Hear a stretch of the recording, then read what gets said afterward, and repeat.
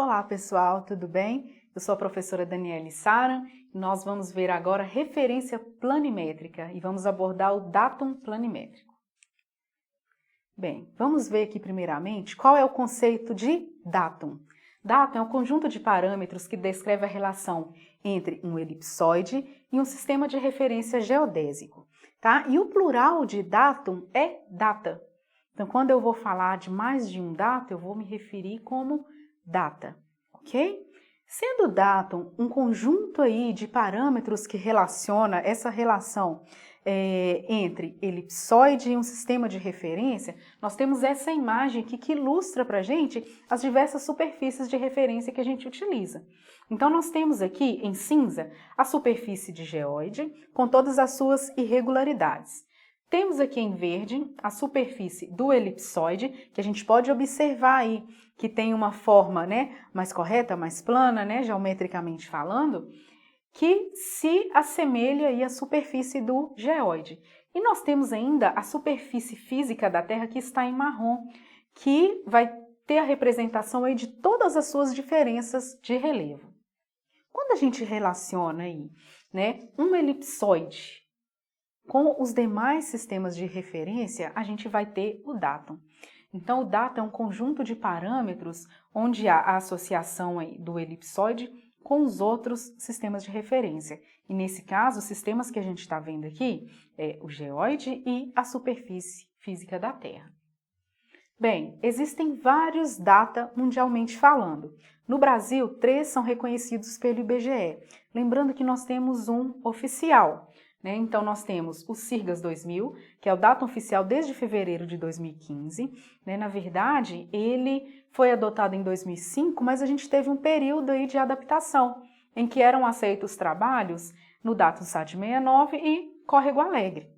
Tá? E depois aí desses 10 anos de adaptação, passou a valer apenas o CIRGAS 2000. Ok? A diferença entre eles está no ponto de origem do sistema. Quando a gente fala aí de datum, que a gente vai considerar aí esses conjuntos de parâmetros. Porém, a gente tem também diferenças de geometria. Então, a gente vai ter valores diferenciados aí para cada elipsoide usado nesses data. Bem, então aqui a gente vai ter também um datum geocêntrico e um datum topocêntrico.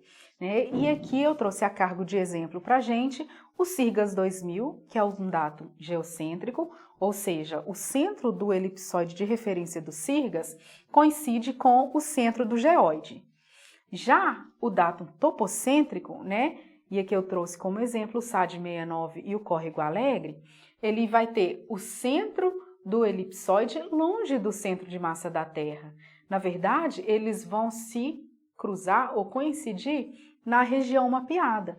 Então, o que aconteceu? O sistema geodésico brasileiro, ele antes tinha o sistema topocêntrico, adotado, e agora nós temos apenas o sistema geocêntrico adotado aqui no nosso país. Aí, tem algo muito importante que a gente tem que entender.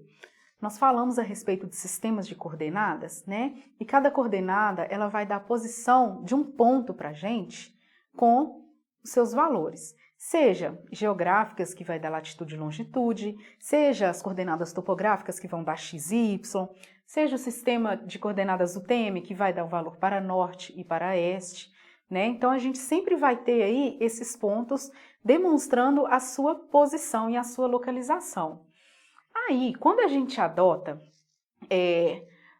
diferentes tipos de data, é interessante dizer que uma coordenada que está no datum CIRGAS 2000, ele vai estar posicionado num lugar diferente de uma coordenada que está em SAD 69. Por que isso? O CIRGAS 2000, ele tem o centro do elipsoide coincidindo com o centro de massa da Terra. Já o SAD 69 não. Então, a gente tem aí uma pequena diferença aí, na sua distância em relação ao centro. Então, a gente vai ter aí uma coordenada em CIRGAS que vai estar afastada quando a gente utiliza essa mesma coordenada em SAD 69. né? Então, é muito importante a gente sempre entender aí em qual datum, qual é o sistema de referência que nós estamos utilizando, porque dessa forma, a gente vai evitar que se aconteçam vários erros nos nossos trabalhos. E esses erros são muito recorrentes.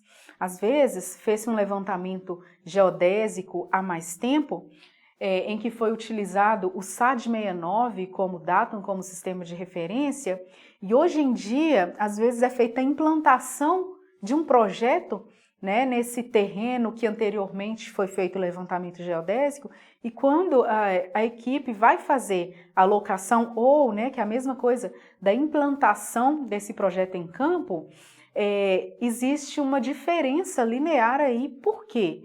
Antes era utilizado um sistema topocêntrico e hoje é utilizado um sistema geocêntrico. Então, nessa implantação de projeto, um projeto, ou determinada parte desse projeto era para ser implantado nessa localização, como é utilizado sistema de referência diferente, aí o projeto é locado, né, distante da área onde deveria. Por quê? Por causa desse problema aqui. Então, a gente sempre tem que ficar bastante atento qual é o sistema de referência que a gente está utilizando, para que não haja essa diferença aí de medida. Bem, nós temos então o SIRGAS 2000, que é um datum geocêntrico, né, e ele possui os mesmos parâmetros aí do WGS 84. Né, ele é totalmente compatível com o WGS 84, que tem o seu elipsoide de referência com as mesmas características geométricas do SIRGAS 2000. Tá? Então é por isso que a gente adotou agora, né, o IBGE adotou aqui no Brasil o SIRGAS 2000 como datum oficial. Ok? Então, o WGS 84 ele é um sistema de referência utilizado pelo Sistema de Posicionamento Global. Então, a gente tem aí o SIRGAS, que é o Sistema de Referência Geocêntrico para as Américas, porém com os mesmos valores geométricos aí de elipsoide do WGS 84. Nós temos os outros dois também, DATA, né, que sempre foi muito utilizado também no nosso país, que é o SAD 69, Sistema de Referência Topocêntrico com melhor adaptação aqui para a América do Sul, ok? E nós temos o Córrego Alegre, que utiliza o elipsoide de Hayford, que foi oficialmente adotado no Brasil na década de 50 e utilizado até a década de 70. O elipsoide utilizado é o elipsoide internacional de Hayford, de 1924. Então, cada datum desse, ele vai possuir uma característica, tá? E nós vamos ver aqui. Então, nós temos os três aqui, 3 elipsoides, tá? O datum que utiliza esse elipsoide e os seus parâmetros. Então, nós temos aqui o elipsoide de Hayford, que era utilizado antigamente, o datum que utilizava era o Córrego Alegre, e a gente vai ter um valor aí para o semi-eixo maior e para o seu achatamento. Então, vamos lembrar lá da superfície do elipsoide. Então, é formada ali pela elipse, né? E ele vai estar girando em torno do seu semi-eixo menor. Então, ele vai ter um valor para o semi-eixo menor, para o semi-eixo maior e um valor de achatamento também. Então, esses são os parâmetros que nós temos aqui de elipsoide e o datum que o emprega. Então, o elipsoide que o SAD 69 utiliza se chama SGR 667 e possui essas características aqui que vocês estão vendo de parâmetros. E o WGS 84, que, né, é o mundialmente utilizado, ele utiliza o elipsoide SGR 80 e o SIRGAS 2000 também utiliza esse mesmo elipsoide SGR 80.